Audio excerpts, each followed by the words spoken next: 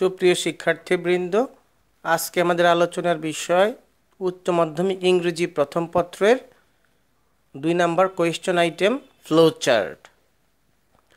আজকে আমরা আলোচনা করব কিভাবে এবং কোন কোন নিয়ম মেনে ফ্লো চার্ট লিখতে হয় সেই বিষয়গুলি নিয়ে।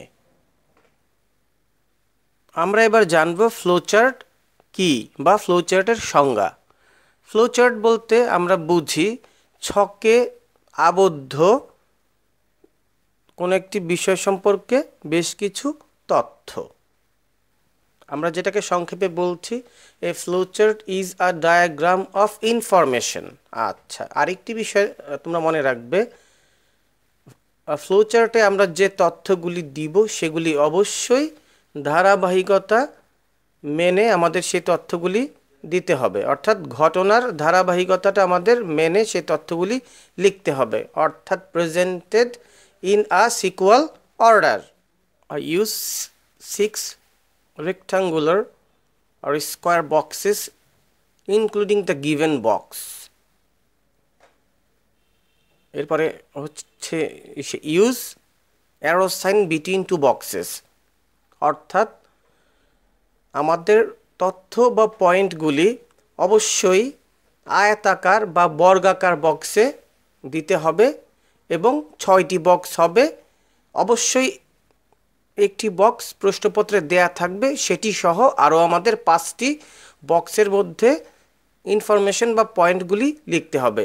অর্থাৎ টোটাল 5টি তীর চিহ্ন আমাদের ব্যবহার করতে হবে এবং শেষে যে বক্সটি থাকবে সেটির পরে আর কোনো তীর চিহ্ন দিতে হবে না।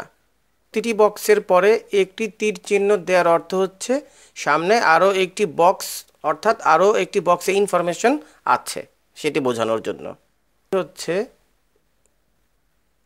Use numeric letters serially in each box. অর্থাৎ প্রথম প্রশ্নপত্রে যদি 1 দেয়া থাকে তাহলে আমরা সেই অনুযায়ী সংখ্যায়, অর্থাৎ সংখ্যায় প্রতিটি বক্সে 2, 3, 4, 5, 6 আমরা লিখব। এর পরের পয়েন্ট হচ্ছে start points with capital letter. এইটি গুরুত্বপূর্ণ। আমরা যে প্রত্যেকটি বক্সে যে পয়েন্ট বা ইনফরমেশন বা তথ্য লিখব সেটির প্রথম শব্দের প্রথম বর্ণ বা অক্ষরটি অবশ্যই ক্যাপিটাল লেটারে আমাদের লিখতে হবে এবং শেষে যে কথাটি রয়েছে সেটি হচ্ছে মেনটেইন অর্ডার। যে কথাটা এর আগে বলেছি যে আমাদের অবশ্যই ফ্লো চার্টের যে বিষয়বস্তু বা ঘটনার ধারাবাহিকতা অবশ্যই আমাদের বজিয়ে রাখতে হবে যাতে করে ফ্লো চার্টের বিষয়বস্তুটি সামঞ্জস্যপূর্ণ হয় এবং অর্থবহ হয়।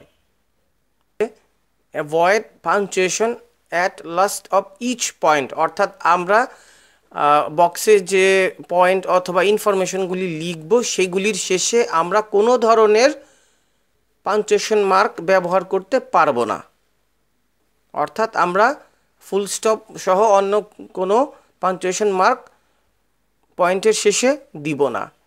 এর পরের পয়েন্টটি হচ্ছে do not use full sentence, use phrases only. কোনোভাবেই পূর্ণ বাক্য লেখা যাবে না, শুধুমাত্র আমাদের শব্দ গুচ্ছ লিখতে হবে, অর্থাৎ ফ্রেজ আমাদের লিখতে হবে। এর পরের পয়েন্টটি হচ্ছে start points according to the given box in the question. হ্যাঁ, অর্থাৎ প্রশ্নে যে পয়েন্টটি দেয়া থাকবে সেটিকে অনুসরণ করে এবং সেটি যেভাবে লেখা থাকবে সেটাকে অনুসরণ করে আমাদের বাকি পয়েন্টগুলি লিখতে হবে। হ্যাঁ, সুপ্রিয় শিক্ষার্থীবৃন্দ, তোমরা লক্ষ্য করবে যে প্রত্যেকটি ফ্লোচার্টেই কমপক্ষে একটি উত্তর দেয়া থাকে এবং সেটাকে মডেল হিসেবে নিয়েই তোমাদের বাকি উত্তরগুলি লিখতে হয়। এখন আমি তোমাদের কিভাবে তোমরা বাকি উত্তরগুলি লিখবে সেই বিষয়ে একটি ধারণা দেওয়ার চেষ্টা করব। যেমন ধরো, তোমরা স্লাইডে দেখতে পাচ্ছ যে প্রথম উত্তরটি যদি ভার্ব প্লাস আইএনজি বা নাউন অথবা নাউন ফ্রেজ, অর্থাৎ নাউনের সাথে অপর কোনো শব্দ যুক্ত থাকলে আমরা তাকে বলি নাউন ফ্রেজ, এরকম যদি কোনো উত্তর দেয়া থাকে, যেমন ধরো যে এনলাইটিং দ্য ইন্ডিভিজুয়াল, অর্থাৎ শিক্ষার কাজ কি, এনলাইটিং দ্য ইন্ডিভিজুয়াল, এইটা তোমাদের উত্তর হিসেবে দেয়া আছে। তাহলে আমাদের এইটাকে অনুসরণ করে বাকিগুলো আমরা এইভাবে লিখতে পারি, একই ফর্ম, অর্থাৎ verb plus ING plus noun বা নাউন ফ্রেজ, এই ফর্মটিকে অনুসরণ করে বাকিগুলো আমরা লিখতে পারি broadening our outlook, enabling our mind, refining our sensibility, learning about a society's culture. By plus verb plus ING plus noun বা নাউন ফ্রেজ, এই ফর্মটি ব্যবহার করে যদি প্রথম উত্তরটি প্রশ্নপত্রে দেয়া থাকে, যেমন আমরা কুটির শিল্পকে বা কুটির শিল্পের সাথে যারা রয়েছে তাদেরকে কিভাবে প্রোটেকশন দিতে পারি, যেমন প্রথম পয়েন্টটা যদি এরকম দেয়া থাকে, by providing grants to the producers, তাহলে এটাকে অনুসরণ করে আমরা বাকি পয়েন্টগুলো এইভাবে লিখতে পারি, by providing loans to the producers, by providing assistance to the producers, by branding their products, অর্থাৎ এই নিয়ম অনুসারে আমরা যেভাবে করতে পারি। আবার একইভাবে for plus verb plus ING plus noun বা নাউন ফ্রেজ, এই ফর্মটি অনুসরণ করে যদি কোনো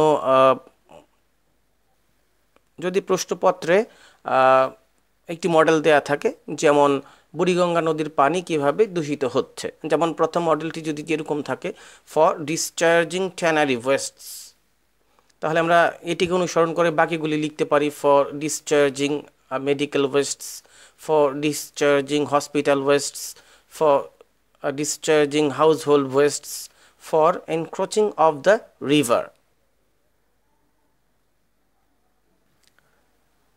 এরপরে যদি থাকে to plus verb plus noun বা নাউন ফ্রেজ, অর্থাৎ ইনফিনিটিভ সহযোগে প্রথম উত্তরটি যদি প্রশ্নপত্রে থাকে, যেমন গাজীপুর সম্পর্কে এই তথ্যটি থাকলো, টু টেম ওয়াইল্ড অ্যানিমালস, তবে আমরা এইটিকে অনুসরণ করে বাকি পয়েন্টগুলো লিখতে পারি, to ride on a tiger, to defeat a crocodile, to protect from wild animals, to hold a snack in his hand, to help people cultivate land.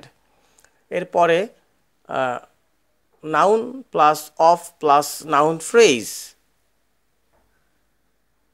এই ফর্মটি অনুসরণ করে যদি স্যাটেলাইট টিভি চ্যানেল আমাদের কি করছে, যেমন প্রথম পয়েন্টটি যদি থাকে সোর্স অফ এন্টারটেইনমেন্ট, তাহলে আমরা এটিকে অনুসরণ করে আমরা বাকিগুলি লিখতে পারি এইভাবে, medium of distance education, instrument of information, creation of cultural assault.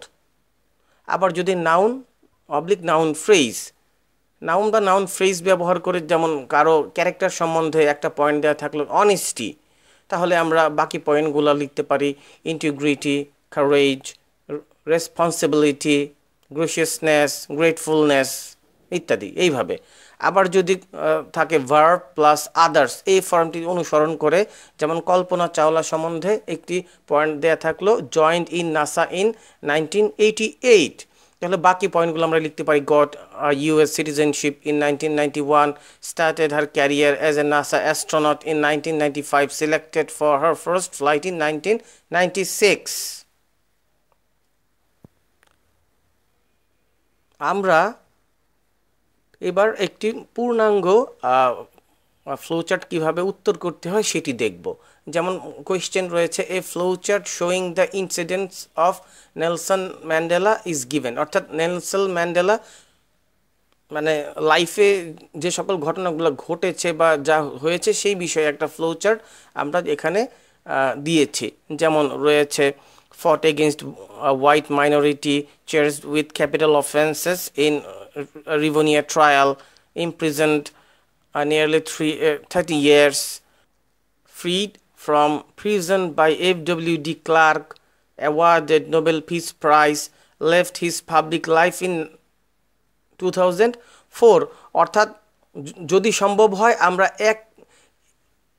একসাথে 6টি পয়েন্টও দিতে পারি, আর যদি আমাদের পরীক্ষার খাতায় সেই ব্যবস্থাটি না থাকে সেই ক্ষেত্রে আমরা যেটি করব, সেক্ষেত্রে আমরা প্রথমে উপরে 3টি বক্স আঁকবো এবং তারপরে নিচে 3টি বক্স আঁকবো, অর্থাৎ তোমরা স্ক্রিনে যেভাবে দেখতে পাচ্ছ এভাবে আমরা উত্তরগুলি করতে পারি। আশা করি সুপ্রিয় শিক্ষার্থীবৃন্দ ফ্লোচার্ট সম্বন্ধে তোমরা একটা স্পষ্ট ধারণা আজকে পেয়েছো।